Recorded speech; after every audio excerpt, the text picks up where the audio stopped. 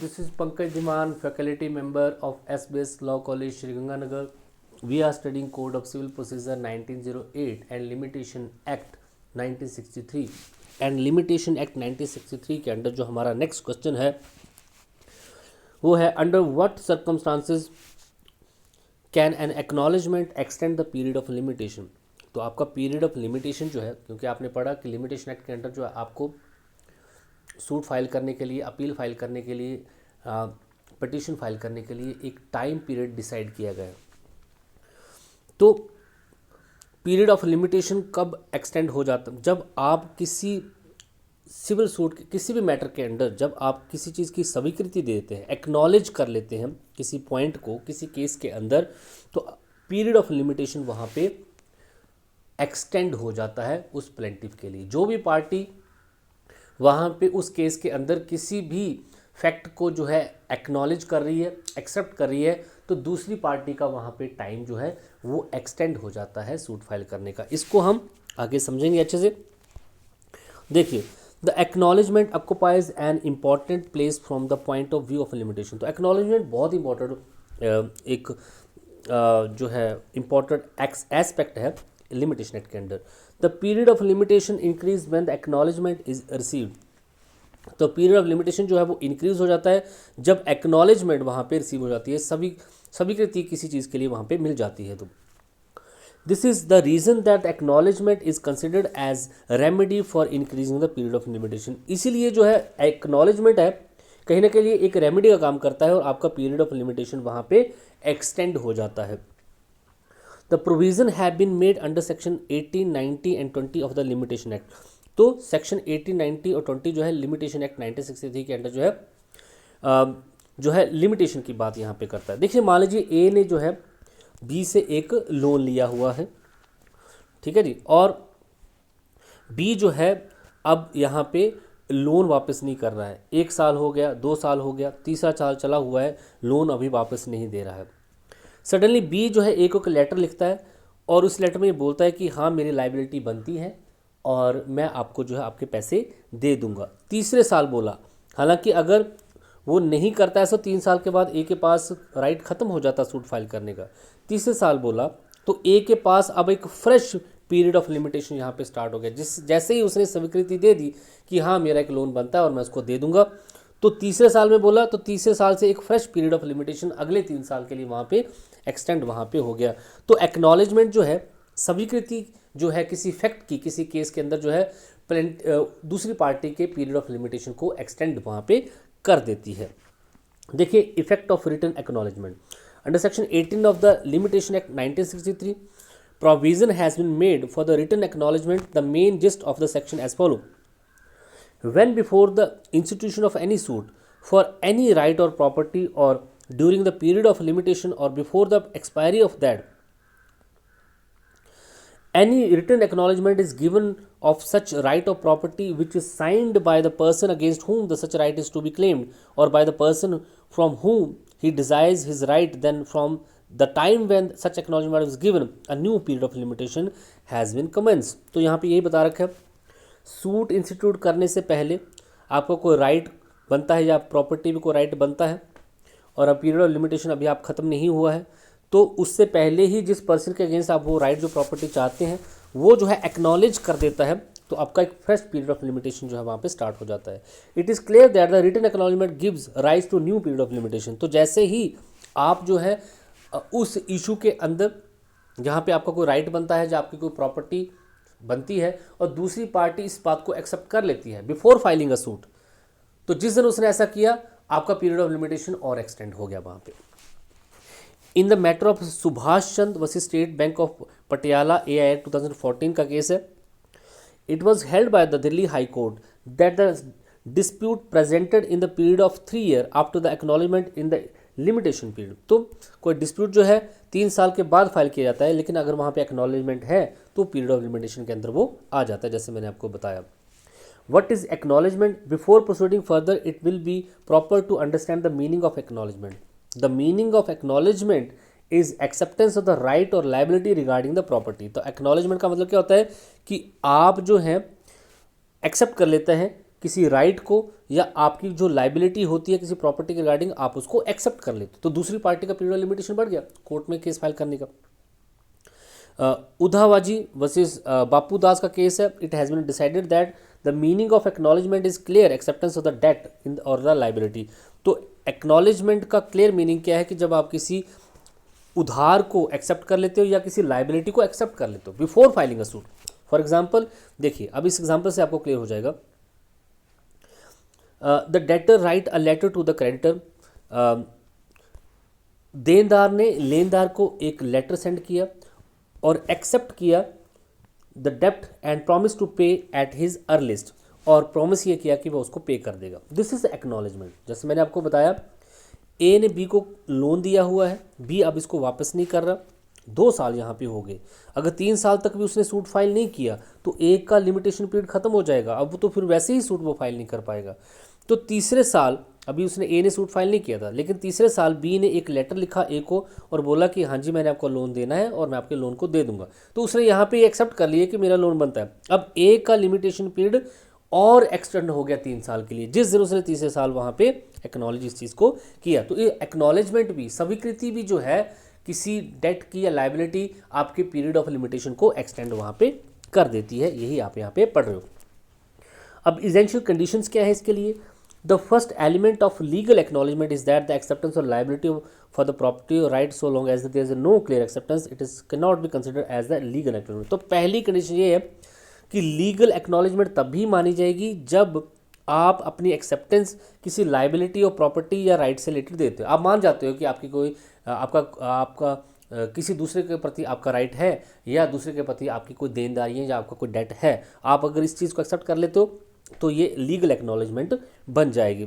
लेकिन ये clear acceptance होनी चाहिए। अगर एक्सेप्टेंस क्लियर नहीं है तो ये लीगल एक्नॉलेजमेंट नहीं होगी, पहली बात। दूसरा, the second element of this is that the acknowledgement is made before the expiry of the limitation period. ये बहुत इंपॉर्टेंट बात है। जैसे मैंने अभी आपको बताया कि ए ने बी से पैसे लेने हैं, ए का पीरियड ऑफ लिमिटेशन क्या है बी के अगेंस्ट सूट फाइल करने का लोन का? 3 साल है। तो 3 साल होने से पहले ही बी ने अपनी स्वीकृति दी हो बाय गिविंग अ लेटर या किसी भी तरीके से बोल के उसने अपनी स्वीकृति दे दी हो। The second element of this is that the acknowledgement is made before the expiry of the limitation period. तो लिमिटेशन पीरियड के एक्सपायर होने से पहले ही उस बी पर्सन ने जो है अपनी स्वीकृति दी हो, किसी लोन से रिलेटेड या किसी प्रॉपर्टी से रिलेटेड कोई लाइबिलिटी उसने एक्सेप्ट की हो। तीसरा एग्जाम्पल आपके पास, the last date of the bringing the suit is 25 दिसंबर 2005। तो सूट फाइल करने का लास्ट डेट जो है 25 दिसंबर 2005 था। If the debtor accept the liability for डेप्ट बिफोर द 25 दिसंबर, तो 25 दिसंबर से पहले डेटर ये एक्सेप्ट कर लेता है कि हाँ जी मेरी लाइबिलिटी बनेगी और मैं दे दूंगा पैसे, then it will be considered as an acknowledgement. ये एक्नॉलेजमेंट मानी जाएगी। अब before the specified period if the made after the 25 December 2005 it will be null and void. तो अगर वो उसके बाद देता है तो वो नहीं वैलिड मानेगा, पहले देता है तो वो वैलिड एक्नॉलेजमेंट वहाँ पे मानी जाएगी। तो थर्ड कंडीशन जो है एक वैलिड एक्नॉलेजमेंट के लिए क्या है? The third essential element of legal acknowledgement is that such acknowledgement must be writing and not in oral. ये बहुत इंपॉर्टेंट बात है कि जो वहाँ पे एक्नॉलेजमेंट दी गई है वो राइटिंग में दी गई है। इसलिए हम बार बार एग्जाम्पल में देखें कि उसने उसको लेटर लिखा, लेटर के थ्रू उसने बताया कि हाँ जी मेरी लाइबिलिटी बनती है और मैं आपको कुछ टाइम के बाद पैसे दे दूंगा वहाँ पे, तो राइटिंग में होना चाहिए। The fourth essential element of the legal acknowledgement is that it must be signed. There is no validity of unsigned acknowledgement। तो जो legal acknowledgement है वो properly signed भी वहाँ पे होनी चाहिए। Thus the acknowledgement which fulfill all the above 4 conditions is a legal acknowledgement। अगर ये सारी चारों condition वहाँ पे fulfill होती हैं तो उसको legal जो है acknowledgement माना जाएगा। The effect of payment of the debt transaction। तो debt transaction से related जो है acknowledgement का क्या इफेक्ट होता है ये यहाँ पे देखेंगे। Under section 19 of act one more provision has been made about the written acknowledgement according to this, where the payment on account of the debt और the interest on a legacy is made before its expiration of the principal period by the prescribed period by the principal liable to pay the debt to or legacy or by this agent duly authorized in this behalf, a fresh period of limitation shall be computed from the time when the payment was made। अब यहाँ पे date transaction से related बात की गई है। ए ने B को कुछ लोन यहाँ पे दे रखा है, 50,000 का लोन यहाँ पे दे रखा है मान लीजिए, और इन 50,000 में से जैसे ही बी ने एक 5,000 की पेमेंट जो है दूसरे साल उसको कर दी, तो दूसरे साल से एक फ्रेश पीरियड ऑफ लिमिटेशन वहाँ पे स्टार्ट यहाँ पे हो जाता है। तो डेट के मामलों में जैसे अब 5,000 मान लीजिए, या इस पे जो है 10% ब्याज भी था, तो आपने ब्याज की एक किस्त यहाँ पे दे दी 1,000 की, तो मान लीजिए ये एक एक्नॉलेजमेंट वहाँ पे मानी जाएगी, जहाँ पे डेट ट्रांजेक्शन से रिलेटेड बात आती है। यहाँ पे the section 90 provide the payment on account of interest on any debt और will property before the specified period, this is also a written acknowledgement. अगर आप किसी लोन से रिलेटेड एक उसके इंटरेस्ट से रिलेटेड भी एक पेमेंट कर देते हो, तो ये एक रिटन एक्नॉलेजमेंट मानी जाएगी। माना जाएगा कि आपने उस लोन को मान लिया है कि मैंने ये लोन लिया हुआ है, और अगर आपने इंटरेस्ट दे दिया है, थोड़ा बहुत इंटरेस्ट दे दिया, तो ये एक एक्नॉलेजमेंट मानी जाएगी। पहले तो ए जो है, बी जो है ए को लोन ही नहीं दे रहा था, उसका जो लोन था वापस नहीं दे रहा था, और उस पर इंटरेस्ट भी था।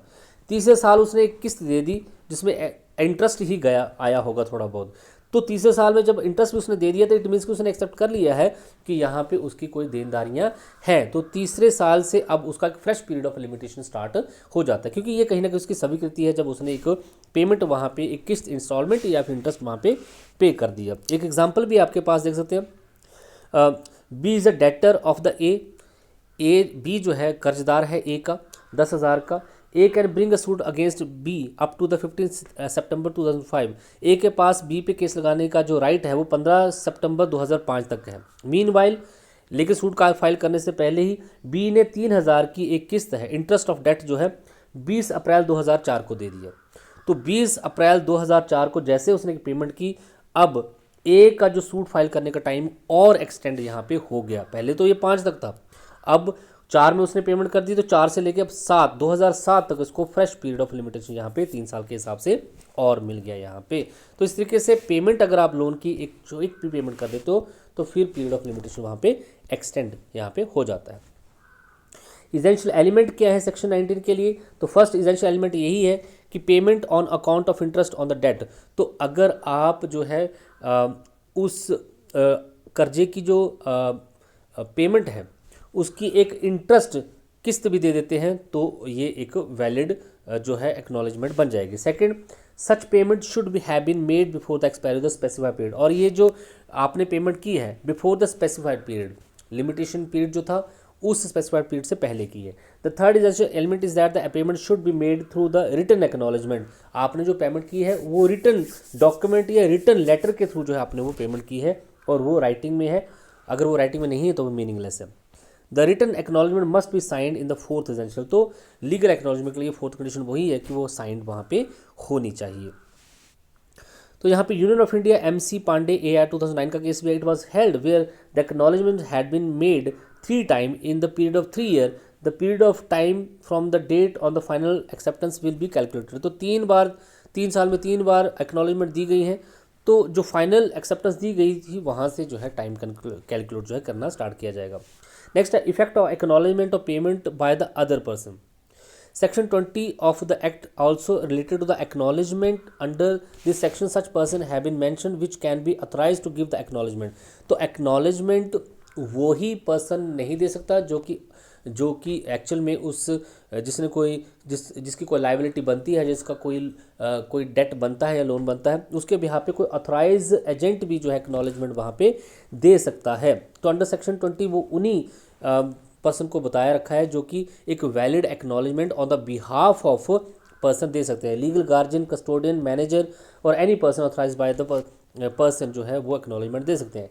If the payment is made by the guardian on behalf of the minor then it is valid payment. तो अगर गार्जियन जो है माइनर के लिए पेमेंट जो है गार्जियन वहाँ पे कर रहे हैं, तो एक वैलिड एक्नॉलेजमेंट वहाँ पे मानी जाएगी। Any acknowledgement given by the karta on the behalf of his family और debt taken for the family purpose is valid acknowledgement. अगर कर्ता जो है अपनी फैमिली के बिहाफ पे एक एक्नॉलेजमेंट दे रहा है, तो वो एक वैलिड एक्नॉलेजमेंट वहाँ पे मानी जाएगी। तो जरूरी नहीं है कि एक्नॉलेजमेंट वही दे जिसका कोई लाइबिलिटी बनती है, या उसका कोई वहाँ पे प्रॉपर्टी से रिलेटेड लाइबिलिटी बनती है, या उसका कोई डेट बनता है, उसके बिहाफ पे कोई अनदर पर्सन भी जो है वहाँ पे वैलिड एक्नॉलेजमेंट दे सकता है। सेक्शन 20 जो आपको यही बताता है। जैसे हिंदू जॉइंट फैमिली में कर्ता जो है अपनी सारी फैमिली के बिहाफ पे एक एक्नॉलेजमेंट दे सकता है। इसके अलावा लीगल गार्जियन, कस्टोडियन, मैनेजर, कोई भी पर्सन ऑथराइज जो है वो एक्नॉलेजमेंट वहाँ पे दे सकता है। Thank you so much.